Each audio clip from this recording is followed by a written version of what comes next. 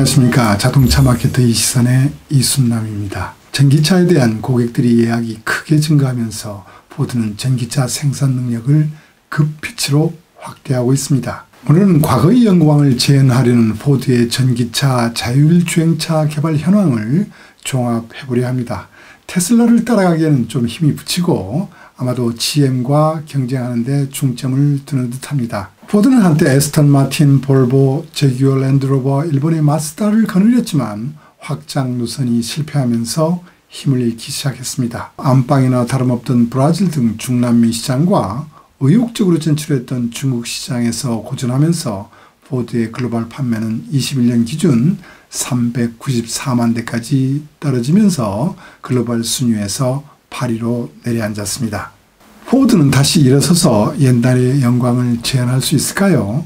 다행히 최근 런치한 브론코, 마베릭, 전기차 머스탱 마키가 호주를 보이고 있습니다. 포드는 25년까지 300억 달러를 투자하여 30년 전체 판매의 40% 이상을 전기차로 판매한다는 전략을 수립하였습니다. 상품 전략과 관련해서는 자동차 업체 폭스바겐과 리비안과 협업을 했습니다. 그리고 배터리 관련해서는 한국이 SK이노베이션, 배터리 리사이클 업체 레드우드, 전고체 전지 스타트업 솔리드 파워와 협업을 합니다. 그리고 자율주행 기술 개발은 스타트업 아르고 AI에 투자하면서 미래의 기술을 개발하고 있습니다. 포드는 당초 전기차를 많이 팔겠다는 전략보다는 강화되는 CO2 규제를 대응하여 벌금을 내지 않겠다는 정도로 보였습니다.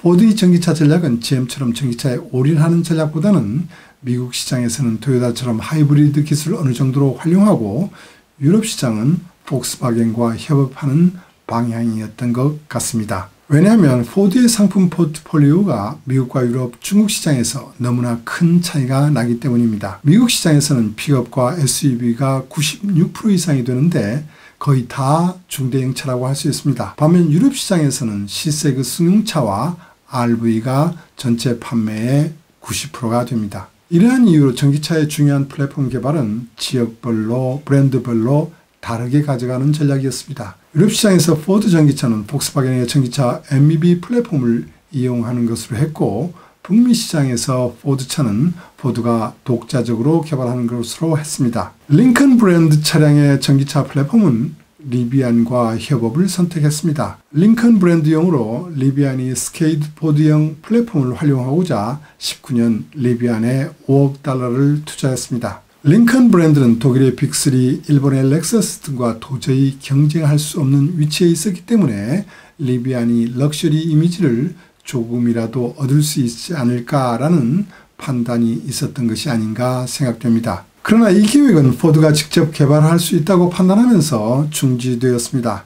그 대신 보유하고 있던 리비안이 주가가 고평가되면서 82억 달러의 이익을 창출할 수 있었습니다. 21년 포드의 최종 손익 122억 달러 가운데 대부분이 리비안에 투자한 효과를 본 것입니다. 포드는 미국 시장에서의 전기차 보급이 타 시장보다 늦을 것으로 예측했다고 보입니다. 트럼프 정권이 환경규제 약화 정책으로 포드는 일부의 전기차와 하이브리드 기술로 어느 정도 대응할 수 있을 것으로 판단했을 것입니다. 포드의 하이브리드 기술은 토요타를 능가하고 있었습니다. 2010년에 판매됐던 에스케이프와 퓨전이 하이브리드는 토요타에게 라이선스 피를 지불하면서 개발된 차였습니다. 그런데 포드가 독자적으로 개발하는 하이브리드 시스템이 토요타보다 우수한 성능, 더 저렴한 코스트를 실현하게 됩니다.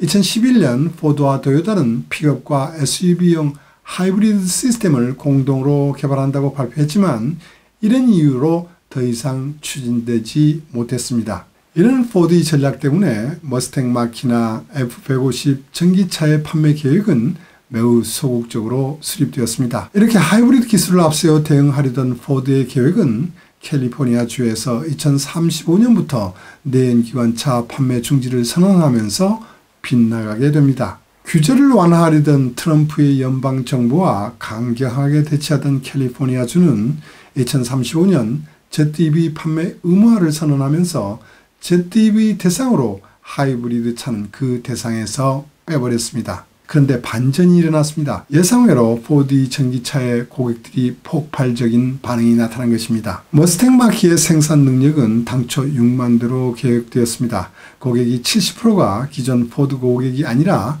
타 브랜드에서 오고 있고 판매가 증가하면서 20만 대로 확대하고 있습니다. F150 라이트닝의 수요도 F150 전체 판매의 10분의 1 정도를 예상하여 생산 능력을 7만 대 정도로 설정했습니다.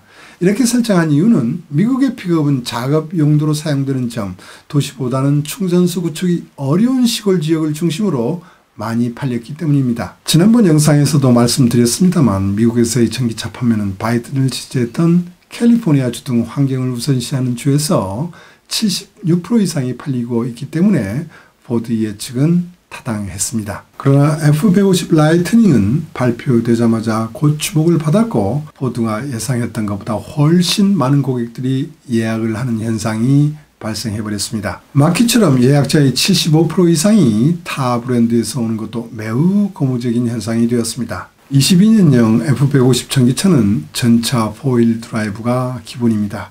GMC의 험머 픽업이나 리비안이 R1T와 비교하여 그렇게 특출한 기술도 없는 편입니다. 이렇기 때문에 베이스 가격은 39,974달러입니다. 구입 시에 7,500달러의 연방 지원금이 있습니다. 여기에 지금 논의되고 있는 노조 있는 메이커가 생산한 전기차에 4,500달러 추가 지원금과 주별 인센티브까지 합하면 26,000달러에 구입할 수 있습니다. 현대차가 최근 런칭한 산타크루즈의 4휠 드라이브 기본 가격은 28,840달러입니다. 어느 차 사시겠습니까? 저는 당연히 F150 전기차를 구입할 것 같습니다. 생산 능력을 훨씬 초과한 수요로 포드는 향후 2년간 전기차 생산 능력을 60만 대로 올리게 됩니다. 마키 20만 대 이상 F150 전기차도 15만 대에서 20만 대 이상이 될 것이고 올해 런칭하는 이 트랜지트도 20만 대의 생산 능력이 됩니다. 포드는 테슬라에 이어 전기차 2위 메이커가 되겠다고 하고 있습니다. 포드는 테네시주에 56억 달러를 투자하여 새로운 자동차 생산 복합 거점 블루 오발 시티를 만들고 있습니다. F 시리즈 전기차 라인업을 확충하기 위하여 수직 통합형 에코시스템을 구축하고 있습니다. 이 거점 안에는 포드가 투자한 레드우드 머티리얼사가 리사이클 공장도 운영하게 됩니다. 회수된 리사이클 재료를 현지에서 재이용하여 전지 코스트를 삭감하고 수입 원재료 채굴 의존도를 낮추려고 하고 있습니다. 또한 완성 가공하게 되면 공업 용수는 재이용하고 리사이클 시스템에 의한 담수 취수와 매립 폐기물이 재료가 되고 지열, 태양열, 풍력 등의 지역의 재생에너지원을 사용하는 탄소 중립 공장이 된다고 합니다. 배터리 확보 전략은 GM이 LG와 합병 공장을 운영하는 것처럼 포드는 한국이 SK와 합병 공장을 추진합니다. 켄터키주 글렌데일에는 58억 달러를 투자하여 전지 생산 거점 블루오발 SK 배터리 파크를 건설하고 있습니다. 이 거점에서는 두 개의 전지 공장을 2025년에 가동할 예정이고 연간 생산 능력은 86기가와트아워가 된다고 합니다. 포드는 전고체 전지 개발 관련 솔리드 파워에도 투자했습니다. 고체 전지의 제조 프로세스는 기존 리튬이온 전지의 제조 프로세스와 크게 변하지 않기 때문에 포드는 제조 라인과 설비 투자의 약 70%를 재이용할 수 있는 차별적인 기술이라고 합니다. 그러면 소프트웨어 기술과 자율운전 기술은 어떻게 대응하고 있을까요? 포드는 파워업이라 이름 붙인 무선 소프트웨어 업데이트 기능을 운영하고 있습니다. 인포테인먼트 시스템뿐만 아니라 포드의 신차에 탑재되어 있는 80개 이상의 컴퓨터 모듈의 모든 것을 업데이트할 수 있습니다. 운전자는 차량에 탑재되어 있는 알렉스 어시스트를 사용하여 엔진 시동을 걸 수도 있고 끌 수도 있습니다. 문을 열고 닫는 것은 물론 앞유리창의 서리 제거, 전화, 음악 재생 등을 음성 조작으로 행할 수 있습니다.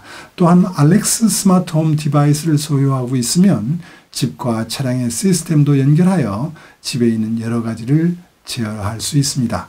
고속도로에서 핸즈프리 운전을 할 수 있는 기능인 블루크루스도 업데이트할 수 있습니다. 포드의 에이다스의 진화형인 블루크루스는 북미도로 16만 킬로미터의 구간에는 핸즈프리의 운전이 가능합니다. 이것을 이용하기 위해서는 차량 보유자는 업그레이드 요금을 내야 합니다. 운전자는 북미 고속도로의 인가된 구간에서만 이 기능을 작동할 수 있습니다. 이 기능들은 작년 가을부터 출시된 신차에 막 적용되었습니다. 향후에는 사용 가능한 고속도로 구간을 늘려 테슬라의 오토파일럿처럼 턴 시그널을 터치하면 자동적으로 차선을 변경하는 레인 체인지 어시스트와 도로의 커브라든지 라운드 어바웃에서 자동적으로 속도를 조정하는 프레딕티브 스피드 어시스트를 추가한다고 합니다. 그러면 자율운전 기술은 어떻게 개발하고 있을까요? 자율운전 레벨 4는 아르고 AI에 투자하여 개발하고 있습니다.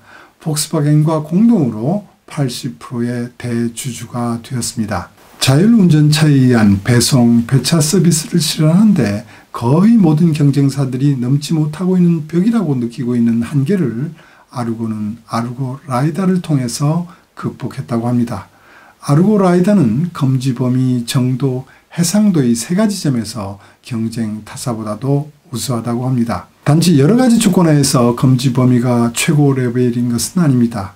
최대 검지 거리는 400m입니다. 루미나 테크놀로지사의 라이다는 최대 검지 범위가 500m가 됩니다. 그러나 반사율이 낮은 물체, 예를 들면 골반지 박스 같은 경우 검지 능력이 반 이하 정도로 떨어진다고 합니다. 아르고의 라이다는 물체를 검지할 때 약간의 반사광만 있으면 충분하다고 합니다. 가이드 모드 기술을 적용하여 계측 가능한 광의 최소의 단위인 1광자도 검지할 수 있다고 합니다. 1광자를 검지할 수 있는 아르고의 라이다는 자율운전차에 사용되는 타사의 라이다와 비교해서 반사율이 1% 이하로 낮은 검은 도장색이 차량에서도 2배 멀리까지 검지할 수 있다고 합니다. 이 라이드는 구성 부품이 없는 메칼리스형에 비해 가격이 비싸지는 단점이 있습니다. 그래도 양산을 추진하는 이유는 상용차용으로 사용하려고 하기 때문입니다. 단거리, 중거리의 화물 배송과 공항을 왕복하는 자율주행 차량 용도 등을 상정하고 있습니다. 시험주행 단계에서 상업운행 단계로 이행이 시작되었습니다. 포드는 공동으로 올해 말까지 자율운전에 의한 배차 배송 서비스를 런칭할 예정입니다. 포드는 테슬라의 혁신을 바라보면서 무슨 생각을 하고 있을까요? 1913년 컨베이어 방식으로 생산한 T형 포드가 한순간에 마차의 시대를 종식시키게 하던 헨리 포드의 혁신을 그리워하고 있을까요? 포드는 규제가 유럽, 중국만큼 강하지 않은 북미 시장에서 하이브리드 차와 전기차 그리고 상용 자율주행차로 내실을 다질 것으로 보입니다. 테슬라보다는 GM과 치열한 1위 싸움을 할 것으로 보입니다. 오늘은 여기까지 하겠습니다. 들어주셔서 감사합니다.